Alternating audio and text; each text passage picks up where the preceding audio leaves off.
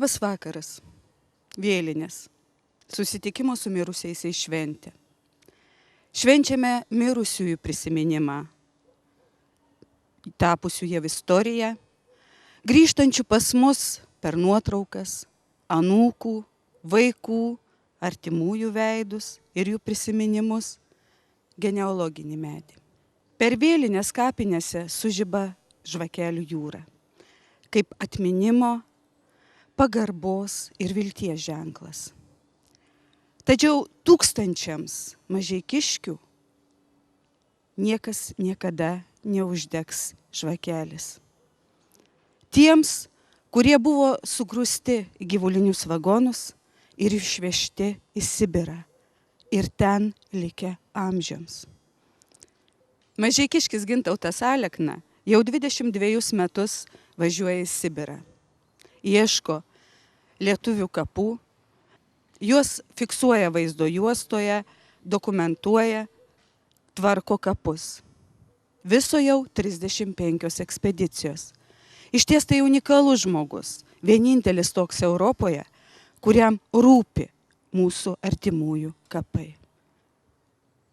Teleoperatorius, fotografas, keliautojas, bendrijos lemtis narys, ekspedicijų į tremties vietas organizatorius ir vadovas Gintautas Alekna jau 22 metus savo laiką ir jėgas skiria lietuvių tautos tragedijai, sovietų okupantų vykdytai masiniai lietuvių deportacijai į atšiauriausius Rusijos imperijos vietovės ištirti ir atminti. Mažeikiškis dalyvavo 35 ekspedicijose ir aplankė beveik visas Rusijos sritis, į kurias buvo ištremti lietuviai. Lėktuvais, traukiniais, automobiliais, visureigiais, laivais, pėsčiomis nukeliavo apie 380 000 kilometrų, aplankė apie 600 tremties vietovių.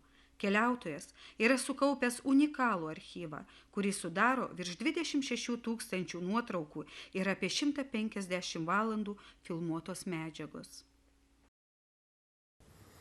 Tai yra grandiozinis darbas, tai yra apie 80% visų išlikusių tremties vietų. Liko neaplankyta 20-25 gal procentai tik tai. Tai daugiausia Krasnojarsko srity, truputis Irkutsko dar srity išlikę, ir po vieną kitą vietą yra kitose srityse. Kodėl ėmėtės tokios misijos? Pakvietė kaip operatorių į pirmą ekspediciją, dar 89 metais, nes buvo tada didžiulį grandiozinį, pati didžiausia visų laikų ekspedicija, tada vyko 60 keli jaunuoliai į tą ekspediciją. Ir spaudos grupė buvo irgi taip vadinama prie tos ekspedicijos, kurioje aš ir buvau kaip operatorius, ten buvo mūsų vadovas ir fotografas Antanas Sadeckas, buvo keletas rašančių žurnalistų iš respublikinių dieninių laikraščių ir žurnalų. Ten susipažinau su kai kuriais tom jaunimo grupėm vadovavusiais dalyviais, su tuo pačiu Antanu Sadecku, mūsų vadovu, reiškia tos grupės. Ir mums kažkaip kilo tokia idėja ir noras ir kitą metą išvažiuoti, paskui dar kitą ir galų gale mes sugalvojome ir tą bendriją. Iš pradžių tos bendrijos ir nebuvo, įkūrėm bendriją, kadangi be bendrijos nei niekas remti gali, nei kai ateini pilietis toks ir toks, tai niekas su tavim nešneka, kai ateini kažkokios tai bendrijos arba organizacijos atstovas, vadovas, tai jau truputį kitaip yra šnekama, todėl grinai tik dėl finansinių sumetimų, kad galėtų mus remti įvairios organizacijos, mes ir įkūrėm tą bendriją. Ir nuo to laiko taip gavosi, metai po metų, ekspedicija po ekspedicijos, ir paskui pamačiau, kad yra, iš pradžių atrodė, kad nesimato šviesos tunelio gale, kad aplankyti ten visas tremties vietas nerealu. Dar ir dabar man kartais sunku įsivaizduoti, kad galima jas aplankyti, nors jau sakau, apie 80 vietų aplankiau. 80% vietų aplankiau. Bet pamatęs, kad viena sritis iki galo padaryta, kita sritis iki galo padaryta, kilo noras padaryti sudalyvauti ekspedicijose visose srityse, kur buvo ištremti. Ta aš dar 2005 ar 2006 metais įvykdžiau, jau pabuvau bent vienoje ekspedicijoje visose srityse, kuriuose buvo ištremta. O buvo ištremta, aš galiu taip ant greičių turbūt iš atminties išvardinti. Tai Komi Respublika, Permės kraštas, Sverdlovsko sritis, Tiumenės sritis, Tomsko sritis, Krasnojarsko kraštas, Altajaus kraštas, Irkutsko sritis, Buriatija, Jakutija. Ir šiek tiek, reiškia, prie Magadano yra ištremtų, bet ten labai mažai, kažkaip ten daugiau tik tai lageriai yra buvę. Todėl ten kaip tremties rajonų net nevertina. 20% tai likę kur čia? 20-25 tai likę, sakau, didžiausias skaičius yra neaplankytų vietovių išlikusi Krasnojarsko srityje. Paskui šiek tiek Irkutsko, Jakutijoje yra šiek tiek vietų. Viena kita Buriatijoje, galima rasti porą vietų Tiumenės srityje, kurias arba aplankiau, bet neradau kapų. Būnagi taip, nes didžioji dalis, apie 30-40% visų tremties vietų, visų kaimų tremtinių jau seniai išnykę. Tai yra suradęs net kaimo vietą, ją kartais irgi sunku surasti, bet ją suradęs tą kaimo vietą, negali rasti kapų joje. Nes įsivaizduokit, taiga, ir kaimo vieta yra apaugusi taiga. Kur? Kairėje, dešinėje, į pietus, į vakarus, į šiaurę, kur tos kapinės? Kaimai rusiški tęsiasi po 2-5 kilometrus, o kai kada būna ir daugiau. Tai aš esu vieną kartą taip preliminariai paskaičiavęs, kad norint, nežinant, kurie kryptimi ieškoti kapų, norint jas surasti, reikia praeiti mažiausiai 20 km, o kartais ir daugiau, išvaikščiot, kad galėtum įsitikinti, reiškia, ar yra tos kapinės, ar jų nėra. Tai labai didelis ir fizinis krūvis, ir laiko reikalaujantis, todėl ne visada būna galimybė 20 km išvaikščiot aplink. Ir jeigu neturi jokių orientyrų, labai sunku būna atveju, kai atvyksti į buvusio kaimo vietą. Netgi žinau, kad ten kapinės buvo, tokios Tiumenės srityje yra 2 vietos, Tomsko srityje yra kelios vietos. Ieškojau, neradau. Ir nusivylęs, nukabinęs nosį išėjau iš tos teritorijos. Ir dabar aš, pavyzdžiui, tose vietose, kai kuriuose, ne visose, jau žinau, nes man pavyko po to grįžus susitikti su tremtiniais iš tų vietų. Ne taip lengva surasti tos tremtinius, tuo labiau, kad tose vietose, kurių buvo daug, tai ten lengviau yra sutinkami. O yra tokių kaimų, kurių nedaug buvo, o gyvų iš viso nedaug likusių Lietuvoje. Ir ten surasti, tuo labiau, kad tai ne mano darbas.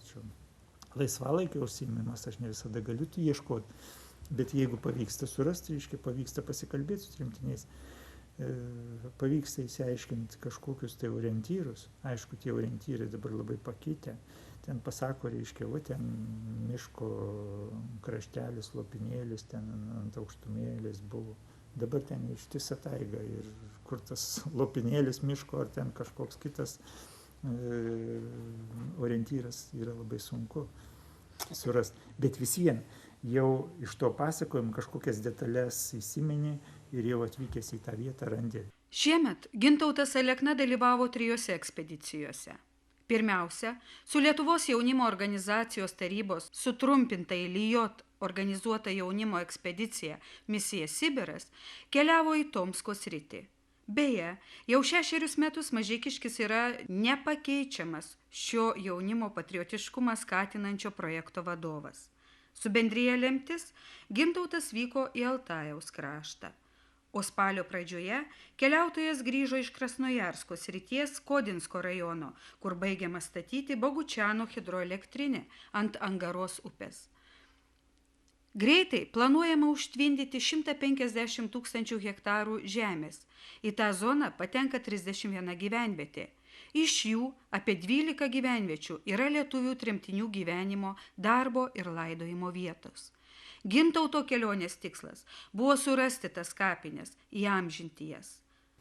Gintautai, bet 35 ekspedicijos. Jau 35. Vadinasi, tai yra 22 metai. Tūkstančiai kilometrų. Iš tikrųjų, nešta be galo daug kilogramų ant savęs. Nueita tie tūkstančiai irgi. Fizinis krūvis, taigi milžiniškas. Taip. Ir vis tiek važiuojat. Tai dabar aš jau esu užsigrūdinęs. Jau tiesa, amžius daro savo, sveikata blogėja be abejo, bet ištvermė, tai jinai tik tai turbūt gilėja. Jeigu jaunimas miršta nuo karščio, nuo troškulio, nuo kažko, jie nepripratę pernešti tokių negandų, tai aš einu, karšta, baisu, uodai kanda, jeigu vos yra, bet aš einu, nes savyje susikoncentruoji ir eini. Nors man žymiai sunkiau gal negu tam jaunam žmogui, bet aš moku iškentėti tą sunkumą. Čia ištvermė yra. Aš visada stebėjausi, bet mūsų bendrijos pirmininku, kuris dabar jau nekeliauja, jau yra solidaus labai amžiaus, bet kai mes pradėjom su juo keliauti, aš dar buvau 40, dar jaunesnis buvau, tai aš jaunuolis buvau prieš jį, o jis jau buvo, vat, kaip dabar man maždaug tokio amžiaus. Tai jis, žiūriu, aš pavargstu, o jis eina. Aš išbėgu, ten aplenkiu jį, bet aš jau sunkiai kvėpuoju, jau viskas, jau dedu kuprinę, jau nepaeinu. O jis, tas senukas, eina ramiai, kaip ėjęs, paliku mane besėdinti, jis toliau eina. Vat aš iš jo mokiausi, reiškia, kaip reikia nesidraskyti, ramiai, reiškia, ir turėti begalinę ištvermę. Tai vat su metais aš tą irgi pasiekiau. Ir dabar aš puikiai suprantu, kodėl jis jau, lyginant su manim jaunu, senyvo amžiaus, taip gerai ėjo. Nors man atrodė, kaip jis iš viso gali įveikti tą sunkumą. Esam kalbėję, Gintautai, kad per tas ekspedicijas jūs savo lėšų praradot ne mažiau apie 100 000 litų. Taip. Jūs daugybę savo laiko paaukojot. Sveikatą savo irgi ten truputėlį padėjot, jeigu ne šiek tiek daugiau nei truputėlį. Kam? Kodėl jūs tai darot, Gintautai? Čia vat sunkus klausimas, neatsakyčiau. Kad durnas, tiesiai šviesiai, nes tai yra visiškai nenaudingas užsiėmimas. Tik tiek suprantat, aš buvau visą gyvenimą mėgstantis keliauti. Aš ir į tą pirmą ekspediciją buvau paimtas, operatorių nebuvo ar panašiai, nors tada kad galėtų kas nors išvažiuoti mėnesį laiko su kamera, jau buvo sunkiau surasti. Dabar tai kiekvienas turi kamerą, pilna operatorių, pilna technikos, pilna visko. Tada buvo šiek tiek sunkiau. Bet kaip bebūtų, ant manęs pasirinkimas ir buvo vienas iš pagrindinių motyvų, kad aš mėgstantis keliauti, galintis keliauti. Aš buvau toks jau pusiau turistas tada. Tai va tas potraukis keliauti, jisai kol kas veda ir iki šių dienų. Vis vien, apart to baisaus purvo, apart to viso vargo, kurį tenka matyti kelionių ekspedicijų metu, kažką pamatai įdomaus, gražaus. Aš Sibiro nebūčiau pamatęs, nebūčiau to žinovas. Dabar man bepigu su kiekvienu rusu. Man nei vienas rusas negali, reiškia, su manim pasikalbėti ant lygiųjų, reiškia, apie įvairias Rusijos vietas. Jis tik pradeda, aš užbaigiu, nes aš viską žinau, reiškia, nesvarbu apie kokį rajoną. ar tai apie Uralą, ar tai apie Tianšanį, ar tai apie Baikalą, apie Hamardabano kalnagūbrį. Aš greitai patikslinus visus duomenis, nupasakoju, kaip ten viskas yra ir taip toliau. Tai be abejo šitos žinios kažko vertos. Taip, vertos. Smagu žinot. Taip, bent vieną Gintautai, šalį. jūs dabar čia taip, kaip keliautojai, taip pomėgis, tai ir labai gerai. Tačiau jūs juk surandat tas kapines ne tik tam, kad jas inventorizuotumėt, nufilmuotumėt, bet ir jūs jas tvarkot. Tai yra dar papildomas didelis fizinis krūvis, darbas. Matot, tvarkymas, jisai atsirado daugiausia su misija Sibiras, nes jų tikslas yra dvejopas. Vienas - tvarkyti kapines, antras - auklėti patriotišką jaunimą. Tai vat su misija Sibiras ir prasidėjo kapų tvarkymas. Anksčiau, reiškia, kapų beveik netvarkydavom. Dabar mes po šitų misijos Sibiras ekspedicijų, jeigu vykstam ir su lemties bendrijom organizuotom ekspedicijom, pasitaiko atveju, kai vykstam keli. Ne 2 žmonės, o kokie 3, 4, 5, kartais 6. Netgi pasitaiko tokių ekspedicijų paskutiniais metais. Tai mes irgi, aišku, 6 inventorizuoti nereikia, ar 5. Tai mes irgi šiek tiek aptvarkom kapines. Bet tai čia tokie išimtiniai atvejai. O šiaip tai pagrindinis yra kapų inventorizavimas, nes jų tvarkymas, nesvarbu, ar tai Liotas, ar tai mes tvarkom, ar tai aš lydėjau čia dar vieną ekspediciją, kuri važiavo kapų tvarkyti į Komi Respubliką. Visais atvejais mūsų tas sutvarkymas yra labai laikinas. Aišku, duoda jis neblogų rezultatų. Šiemet aš būdamas Krasnojarsko srity, tiesa, kalbėdamas žmonėms, užmiršau paminėti, aš buvau dar viename rajone. Ne tik ten, kur užtvindomos kapinės. Aš pabuvojau, turėjau vieną dieną, turėjau tokią galimybę, pasisamdžiau transportą ir išvykau į man labai gerai žinomas vietas. Tai Priiskovoje, Korbiko ir Beretės kapinės. Visose šitose 3 kapinėse, ir daugiau, aišku, bet visose šitose 3 mes buvom su Liotu. Mes jas tvarkėm prieš keletą metų. Man buvo įdomu pažiūrėti, pirmiausia, aš neturėjau jų nusifilmavęs, o šį kartą aš vykau su kamera, tai aš norėjau nusifilmuoti ir buvo įdomu pažiūrėti, kaip jos pasikeitė per keletą metų po mūsų pabuvojimo juose. Ir iš tikrųjų įspūdis gana neblogas. Jeigu Priiskovojos ir Beretės kapinės buvo labai stipriai apžėlusios, kai mes atvykom su Liotu, krūmais, žolėmis, apaugę praktiškai kapų nesimatė, va toks raizgalynas, reiškia. Tai dabar kapinaitės puikiausiai matomos, puikiausiai pasiekia jas saulės spinduliai, prapučia vėjas, kryžiai ne taip greitai pūva. Tas pats Beretėje, tas pats Priiskovoje, jos buvo stipriai apžėlusios. Ir mes su bendrijos lemtis pirmininku prieš keletą dienų žiūrėjom nuotraukas, dabar padarytas mano šviežias. Jis irgi nustebo. O, kaip jis yra buvęs, tos Beretės, bet jis žymiai anksčiau yra buvęs. Prieš porą dešimtmečių turbūt yra buvęs. Sakau, tai kaip čia yra, kai jos neapžėlusios? Sakau, tai mes buvom su Liotu ir iškirtom, todėl jos ir yra neapžėlusios. Likę tik tai dideli medžiai ir tarp tų medžių kamienų. Ir tų medžių šakas mes nudinim. Padarom, reiškia, su kryžiais, kiek pasiekėm, nudinim visas šakas, kad ir vėjas pūstų, ir saulė šviestų, ir taip toliau. Tada žymiai geriau išsilaiko kryžiai. Tai vienintelė tokia mūsų kapų tvarkymo nauda, kad kažkiek tai pailginam amžių. Aišku, vieną kitą kryžių, kurį dar galima atstatom, taip toliau, jis irgi stovintis ne taip greitai pūva, negu kad nuvirtės ant žemės. Bet kaip bebūtų, kiek mes besistengtumėm tvarkyti, rezultatas mūsų anksčiau ir vėliau bus nulinis. Kapai sunyks, nes viskas yra, beveik viskas yra mediniai kryžiai, mediniais tvorelės, taip toliau. Anksčiau ir vėliau jos sunyks. O medžiaga, nufotografuota, nufilmuota, koordinatės tų kapų, jos išliks ilgainiui. Ir galima bus, kad ir šiandien, kalbant apie užtvindomas zonas, sakiau, plauksim garlaiviu, bet aš jums pasakysiu, va štai šitoj vietoj yra, pavyzdžiui, Kosaibuiko kapinės.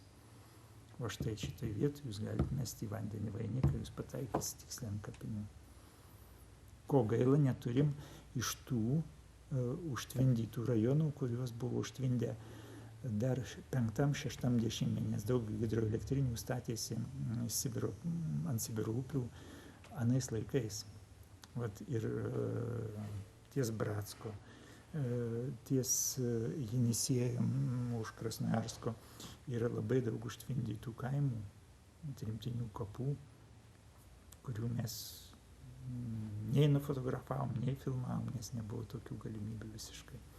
O kaip dažnai prireikia jūsų surinktos medžiagos, sakykime, kartotekos visos, kaip kreipiasi dažnai žmonės ar pavieniai žmonės dažniausiai kreipiasi ir dažniausiai po kažkokios tai informacijos išėjimo. O televizija parodo, radijas pašnekina, nu tai tada šioks toks antplūdis, gal jūs buvo ten, gal jūs matėte tą ir aną, kaip ten atrodo. Dažnai būna pasitaiko tokių atvejų, reiškia, kad kažkokie giminaičiai teiraujasi, ar jų artimųjų kapas išliko. Tai užtenka peržiūrėti visas nuotraukas, nes kiekvieno kapo nuotrauka yra padaroma ir dar po kelias nuotraukas su detalėmis. Jeigu užrašas, tai būtinai atskirai tas užrašas. Tai užtenka peržiūrėti visą medžiagą ir aš tiksliai galiu pasakyti, ar jūsų giminaičių kapas išliko ar neišliko. Tai skaitau, labai yra svarbu. Be to dar nebuvo man tokios galimybės, aš sakau, aš to neužsiimu, čia laisvalaikio darbas. Reikėtų specialiai netgi surašyti nuo visų antkapių ir kryžių visas pavardės visų kapų inventorizuotų ir padaryti tokį sąrašą, kad dar lengviau būtų galima kompiuterinės paieškos būdu galėtum, nereiktų ten ilgai ieškoti, atsivertus nuotraukos. Reikėtų ir tai padaryti. Vienu žodžiu, su tuo archyvu yra daug dalykų, kuriuos galima būtų tobulinti, populiarinti ir taip toliau. O Gintautai, mes irgi kalbėjom, kamera, vis dėlto aparatūra tai nepigi. Tai aš ir išleidau 100 000. Tai čia pagrindiniai dalykai ir yra, nes, reiškia, prasidėjo viena kamera, paskui atsirado technologija truputį kitokia, geresnė, kita, trečia ir taip iki šių dienų. Kai tik tai jau technologijos pasiekia kažkokį tai žingsnelį aukštyn ir aš galiu ją kaip nors įpirkti, aš jau stengiuosi ją nusipirkti, jau išvažiuoti į Sibirą su ją. Jau pavyzdžiui, high definition, taip vadinamas angliškai, arba didelės raiškos formatas, jau pas mane jau daug metų yra vartojamas filmuojant Sibiro tremties vietas. Bet ar nepavojinga su tokia gera aparatūra keliauti ir Sibiro vatom? Pavojinga. Ar nebuvo užpuolimo kokio? Ne, atitinkamai ir vėlgi čia ilga patirtis, didelis darbas, žinojimas tos tautos, taip toliau, daug visokių tokių niuansų, kurie, ačiū Dievui, leidžia man iki šių dienų dirbti, neturint kažkokių tokių incidentų. Tai todėl ir būna, kad grįžtu iš kelionės, reiškia, šito nenufilmavau, ano nepadariau, bet kodėl aš nepadariau, paskui imu galvoti, ten aš bijojau užsitraukti kamerą, ten aš negalėjau, buvo labai daug dulkių, ten purvo ar ko nors, irgi gaila technikos ir taip toliau, kažkur nespėjau, yra įvairiausių priežasčių. O antras dalykas, vieną kartą mes keliavom, dar buvo toks Rimantas Kazlėnas mūsų grupėje, jis dabar jau yra miręs žmogus, mes su juo daug ekspedicijų turėjom 90-metį. Tai jis vieną kartą žiūrėjo mane, reiškia, o aš vaikščiodavau anais laikais, dabar taip nedarau kažkodėl, bet anksčiau pasimdavau pačius blogiausius rūbus Nu, pirmiausia, tai purvas, taip toliau. Nu, dabar ir ten situacija pagerėjo, ir transportas, ir autobusai jau švaresni, gražesni, purvo užtenka sočiai, bet jau visiems šiek tiek lygis per tuos 20 metų pakito. Bet anais laikais tai aplamai buvo baisu. Tai aš imdavau pačius blogiausius nešiotus rūbus, suplyšusius ten kokius džinsus, taip toliau. Reiškia. Tai vieną kartą aš einu gatvę, už nugaros eina tas Rimantas su savo žmona, reiškia, ir šnekučiuojasi, sako, kas galėtų pažiūrės į tą driskių, pasakyti, kad ant jo nugaros už 30 000 aparatūros. Visas atsakymas iš šitą klausimą. O susiruošusiam tokiam pirmą kartą į Sibirą, į kažkokią tai ekspediciją, kokie būtų, 3 svarbiausiai patarimai? Ką reikėtų žinoti? Pirmiausia, tai geriausia būtų, kad žmogus, jeigu jis privačiai važiuoja, reikėtų pasikonsultuoti, žiūrint, kokiu tikslu vėlgi jis važiuoja. Jeigu jis kaip turistas, tai nieko nereikia, kaip į visas pasaulio šalis, ten žmonės, ten civilizacija, ten dabar maisto pilna, nereikia ypatingų pasiruošimų. Bet jeigu jis nori kažkokią tai atlikti misiją, pavyzdžiui, ten aplankyti kapus, ar juos tvarkyti, ar susirasti savo giminaičių kapus, tai pirmiausia, tai su tokiu kaip aš reikėtų susitikti. Ar aš ten nebuvau. Jeigu aš tame rajone netgi tiksliai esu buvęs, o dar tuose kapinėse, tai aš tada jau galiu labai smulkiai papasakoti, kaip ten nuvažiuoti, kaip ten reikia pasiruošti ir panašiai. Bet jeigu aš, sakykime, tų kapinių nežinau, bet tą rajoną be abejo žinau, tai priklausomai nuo metų laiko aš jam galiu patart, kaip autis, kaip rengtis, kokie sunkumai jo tykos kelyje ir panašiai, nes patirtis iš tikrųjų yra didelė. Gintautai, bet tose vietose ne tik lietuviai buvo tremiami. Taip. Ir kitų tautų. Ar ir kitų tautų atstovai taip, sakykime, domisi kapinėmis, ar čia tik lietuvių požymis? Niekas daugiau nesidomi. Ir lietuviai nesidomi. Domisi Alekna. Iš tikrųjų taip yra. Domėjomės mes lemties bendryje, bet dabar visi mano bendražygiai, kai kurie numirė, kai kurie jau solidaus labiau amžiaus, nevyksta į ekspedicijas. Ir iš tikrųjų toks labai aktyvus likau tik vienas aš. Todėl paskutiniu metu gaunasi taip, kad aš lyg ir vienas domiuosi. O šiaip tai būna pavienės išvykos, ekspedicijos netgi, kurios, reiškia, vyksta, ten kažkokie tremtiniai susiorganizuoja, jų giminaičiai susiorganizuoja, bet tai atsitiktinės pavienės ekspedicijos ir jos, ne ekspedicijos, kelionės. Ir jos jokio ten tikslo išskyrus aplankyti savo giminaičių vietas neturi. Jos neinventarizuoja, nieko tokio archyvui nedaro, jokios naudos tokios išvykos. Jos grinai savo interesus patenkina. Bet kaip mums, kaip Lietuvos piliečiams, kaip turėtų būti svarbu žinoti, kur yra tos vietos, kur yra kapinės? Čia, suprantat, pirmiausia, tai yra svarbu aplamai žinoti, kad yra, kiek jų yra. Nes tai kapinės byloja visgi apie tremties mastelius ir geografiją.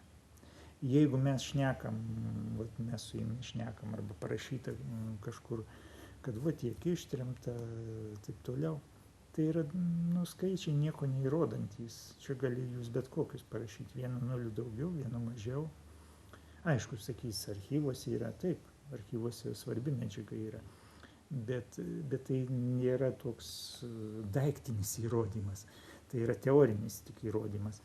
O kada matai 10 ar 100 kryžių stovinčių kažkur taigoje ar kažkokio gyvenvietėje Sibire, tai čia tikras įrodymas, kiek toje vietoje buvo tremtinių arba tame rajone.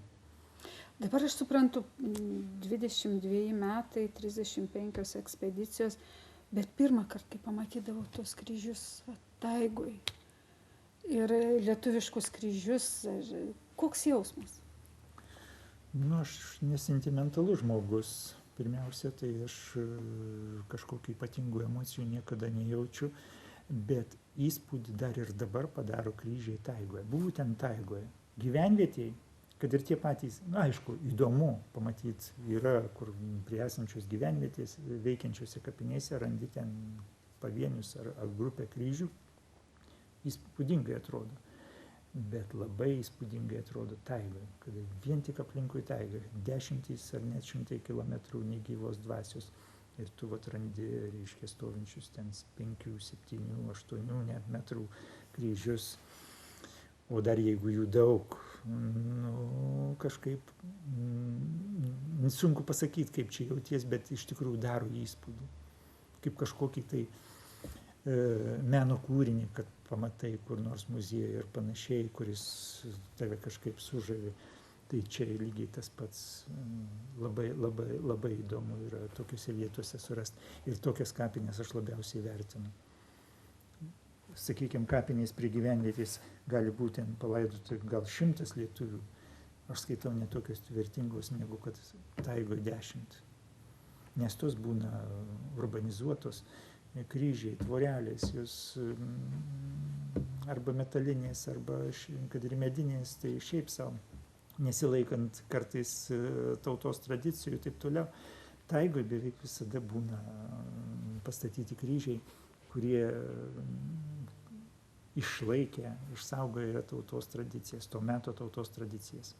Mes jau pagal kryžius ateinam į kapines, tie, kurie keliaujam 20 mečius iš karto žinom, neskaitę literatūros, kokio krašto žmonės ten palaidoti. Tai yra, jeigu ten palaidoti žemaičiai, tai reiškia ir tremtiniai buvo beveik visi žemaičiai. Vienas kitas galėjo būti įsimaišęs koks nors iš kito regiono. Nes taip ir buvo ešelonas, jeigu nuvažiavo į kažkurią tai vietą, tai nuvažiavo. Nors aišku, ešelonus irgi būdavo atveju, kai dalindavo, bet kaip bebūtų, į vieną kaimą patenka dažniausiai iš vieno regiono. Vėlinių šventės dieną Gintautas Alekna mus ragina pamastyti apie tautiečius, amžinai likusius ilsėtis ant Angaros, Jenisiejaus, Lenos krantų.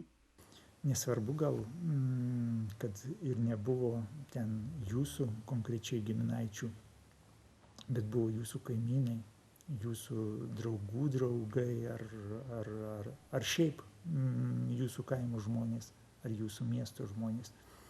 Nepamirškit tų kapų. Aš suprantu, juos aplankyti ir uždegti žvakutį jūs negalit. Tai labai toli, tai labai brangu nuvykti.